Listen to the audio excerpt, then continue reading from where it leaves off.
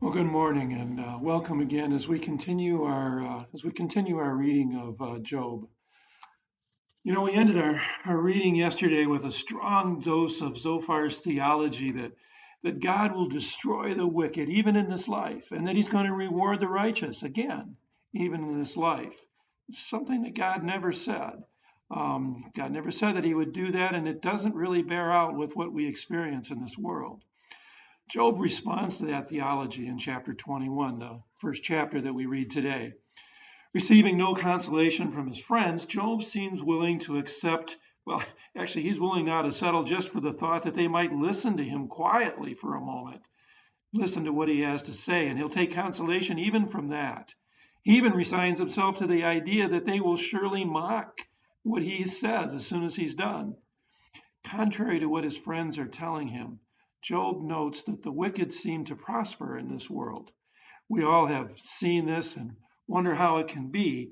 While Job's friends insisted that the more evil one is, the more miserable their life will be, and the more righteous one is, the more blessed their life will be, Job notes that the opposite often seems to be true.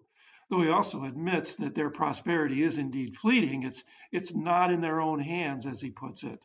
But still, it's there. Job certainly overstates his case, just like his friends did. But his counterpoint is really quite important. As Job wraps up his second round of discourses, he makes it very clear that the vain attempts of his friends to console him haven't really been of any use at all. How can you console me with your nonsense, he says. Nothing is left of your answers but falsehood. Well, that pretty much sums it up. In chapter 22, Job and his friends begin this third round of talking at each other, really more than to each other. Job's friends seem to be running out of steam. Eliphaz speaks first as usual. Bildad, he has a few words, and Zophar, he just remains quiet. On the other hand, Job actually seems to be picking up steam, and he speaks at greater and greater length. It's as though another person is speaking for Eliphaz when he begins to speak that final discourse. You know, Eliphaz started out very diplomatically. Now he's very blunt. He used to speak in generalities, and now he's direct, really direct to a fault. Eliphaz begins with some very basic and, well, absolutely correct statements. But then he leverages those obvious statements, those obviously true statements, to try to get Job to agree with falsehoods that he's going to state next. He flat out accuses Job of cheating his fellow man in the worst way, and he flat out says that that's why Job is suffering. Even Zophar in his crassness had not been that bold. And Zophar, and then Eliphaz moves on from false accusations to these, to majestic truths again about the greatness of God. You know, in a way, you can almost see this as a violation of the command that we not take God's name in vain, because Zophar is surrounding his errors with the greatness of God's name. He's surrounding his falsehoods with things that are true. And as soon as he's done extolling this greatness of God, he returns then again to this theme that some great evil that Job has to have done to have caused his present situation.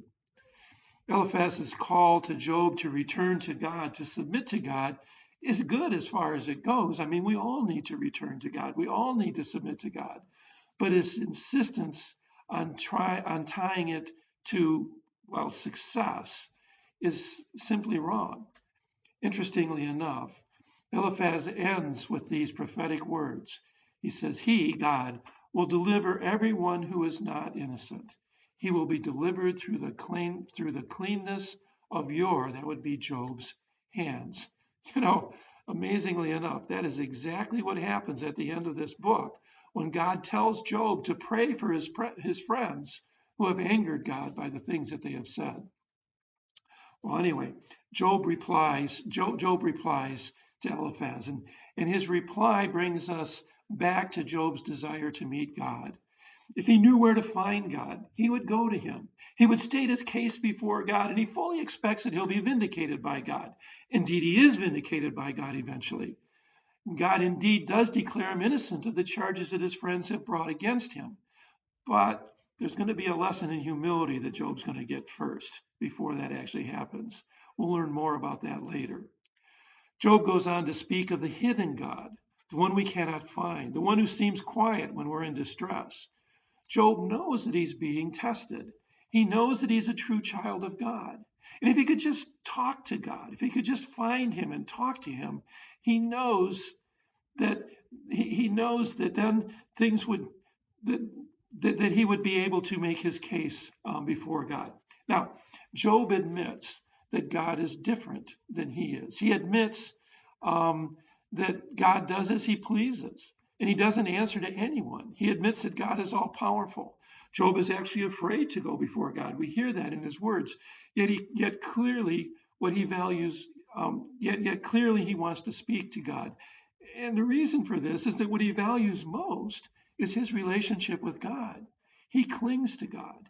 He sees that as being of the highest good, and he doesn't want anything to break that. So he seeks out God, hoping to be able to find him. Tomorrow, we're going to read about Job's concern for others who find themselves in the same misery that he's in. And then we're going to enter into a third round of discourse between Job and his friends. May God be with you and bless you. I pray that you have a most wonderful day, and look forward to spending time with you again tomorrow morning.